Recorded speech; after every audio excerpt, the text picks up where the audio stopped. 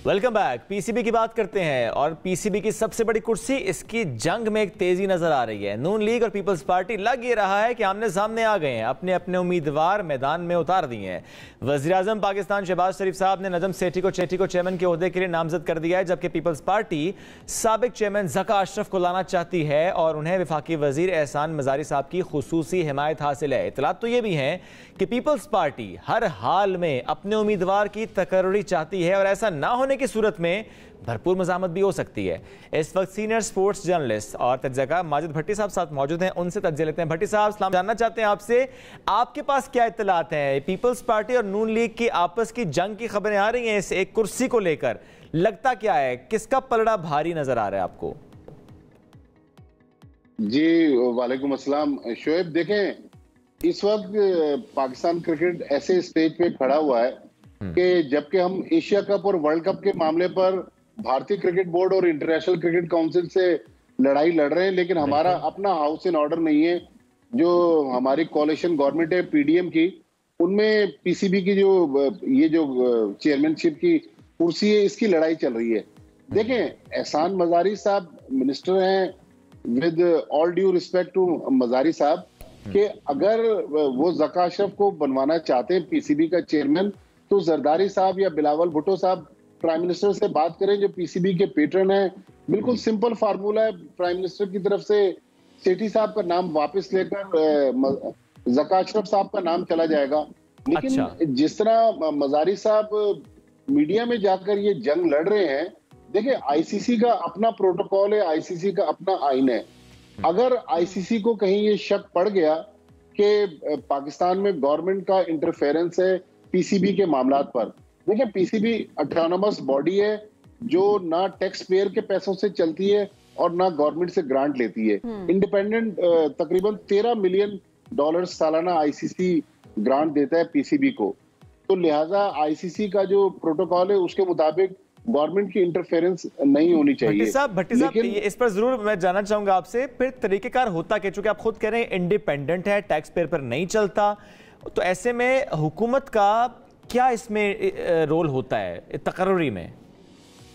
देखिए, हम अगर पाकिस्तान की स्पेसिफिक बात करें तो पाकिस्तान में जो पेट्रन है प्राइम मिनिस्टर शहबाज शरीफ, ठीक है, उनके पास इख्तियारात हैं कि वो दो शख्स जो है उनको नॉमिनेट करते।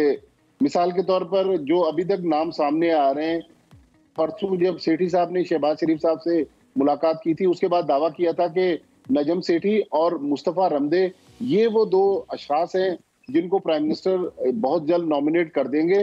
पीसीबी का board of governors Shoaib basically 10 अफराद पर मुश्तमिल होता है। ठीक है, 4 डिपार्टमेंट्स के नुमाइंदे होते हैं, 4 एसोसिएशन के नुमाइंदे होते हैं, 2 प्राइम मिनिस्टर की तरफ से नॉमिनी होते हैं। तो 10 लोगों में से ही कोई पीसीबी का चेयरमैन बन सकता है।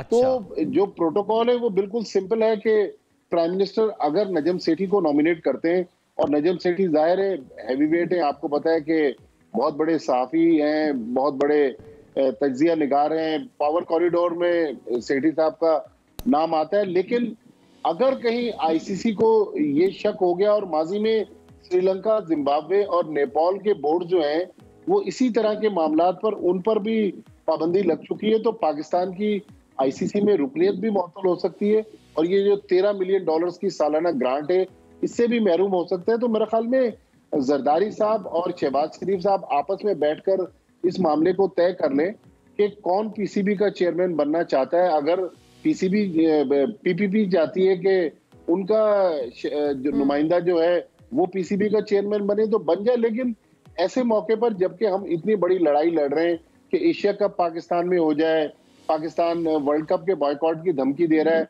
लेकिन हमारा अपना जो घर है उसमें मामला जो है वो गंभीर है। मेरे ख्याल में इस मौके पर मीडिया में ये मामला आपस में बैठ के ही सॉर्ट आउट करना बहुत ज्यादा जरूरी है, ताकि इंटरनेशनली आपका इमेज एक अच्छा जाए, बुरा इमेज ना जाए। भट्टी साहब, ओहदा तो सब लेना चाह रहे हैं, लेकिन इस वक्त ये कुर्सी जो भी संभालेगा उसके लिए सबसे बड़े चैलेंजेस क्या होंगे? देखिए सबीन, जो सबसे बड़ा चैलेंज है वो पाकिस्तान में डिपार्टमेंटल क्रिकेट बहाल हो रही है। तो एक तो डिपार्टमेंट्स को दोबारा हमारा जो नेशनल सर्किट है कौमी धारे में लाने के लिए कि प्लेयर्स को बाकायदा पक्की नौकरियां मिले। लेकिन जो सबसे बड़ा मसला है, जो मेरा और आपका मसला नहीं है, क्योंकि मैं और आप, हमें तो शोज के लिए रोजाना कोई ना कोई मसाला चाहिए। आम आदमी जो हमारे 23-24 करोड़ लोग हैं, उनका मसला पाकिस्तान क्रिकेट टीम है। तो वो चाहते हैं कि पाकिस्तान क्रिकेट टीम मजबूत हो, पाकिस्तान क्रिकेट टीम जीते। ये 2023 का साल जो है, ये एशिया कप का भी साल है, 50 ओवर के वर्ल्ड कप का भी साल है। तो लोग चाहते हैं कि पाकिस्तान टीम अच्छी परफॉर्मेंस दे। तो मेरे ख्याल में वहां पर पीसीबी को ज्यादा फोकस करने की जरूरत है। अब चूंकि सेठी साहब माजी में भी पीसीबी के चेयरमैन रह चुके हैं पिछले तकरीबन 8-9 महीने से, लेकिन जो डेडलाइन दी हुई है सेठी साहब को गवर्नमेंट ने, वो 21 जून की है। तो मुझे लग रहा है कि 20 जून तक पीसीबी के इलेक्शन हो जाएंगे, नया बोर्ड ऑफ गवर्नर्स फॉर्म हो जाएगा, नए चेयरमैन 3 साल के लिए आ जाएंगे। उसके बाद चैलेंजेस तो बहुत गंभीर हैं, लेकिन मेरा ख्याल इन चैलेंजेस को निपटने से पहले अगर अब हम अपने घर को ठीक कर लें, हाउस इन ऑर्डर कर लें, कि ये बहुत जरूरी है।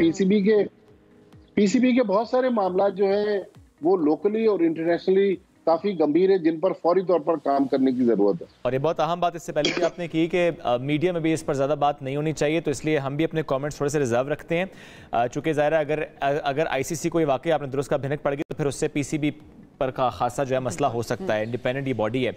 बट हम ये ज़रूर जानना चाहेंगे आपसे, अगर हम नजम सेठी साहब का जिक्र करें या हम ज़का अशरफ साहब की बात करें, अगर इन दोनों की कॉम्पिटेंसी पर आपसे हम राय लें, दोनों में से किसका वेट आपको इस मामले में ज़्यादा नजर आता है? जो मौजूदा हालात हैं, जो चैलेंजेस हैं, उनको लेकर आगे चलने में कौन ज़्यादा बेहतर रोल अदा कर सकता है?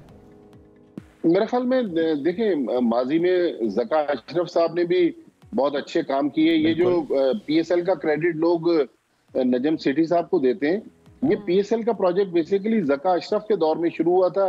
फिर जो आखिरी पाकिस्तान ने 2012-13 में इंडिया के साथ एक सीरीज खेली, वो भी ज़का अशरफ के दौर में ही पाकिस्तान टीम इंडिया गई थी। वो बिग 3 का उस वक्त बड़ा चर्चा था। लेकिन जाहिर है सेठी साहब का चूंकि पीसीबी में ड्यूरेशन बहुत लंबा है, माजी में भी वो तकरीबन 4-4.5 साल पीसीबी में रहे, अभी भी उनको 7-8 माह हो गए। तो मेरे ख्याल में अगर कॉम्पिटेंसी दोनों की बराबर है, ये कह देना कि एक बहुत अच्छे है, एक बहुत खराब है, तो मेरे ख्याल में हम बायस हो जाएंगे। बिल्कुल ठीक है, बायस नहीं होना चाहिए। मेरे ख्याल में एक कैबिनेट मिनिस्टर को बजाय मीडिया पे आके ये बात करना वो मुनासिब नहीं है। वो जाएं, आज भी कैबिनेट की मीटिंग है इस बजट के हवाले से, पीएम की तरफ से, पैटर्न इन चीफ की तरफ से वो नाम जाए और आगे चीजें बेहतरी की तरफ जाएं, बजाय से मीडिया में ऐसी बातों से। एक जुमला जरूर जानना चाहूंगा आपसे उस पर कि अगर हम चैलेंजेस की बात करते हैं तो क्रिकेट को लेकर इंटरनेशनल लॉबिंग बहुत अहम चैलेंज है, चाहे एशिया कप की बात करें चाहे वर्ल्ड कप की बात करें। इस चैलेंज को से निपटने के लिए कौन बेहतर नजर आता है आपको? बिकॉज नजम साहब ने जो कोई बयान दिए उससे नुकसान तो हुआ है पाकिस्तान को।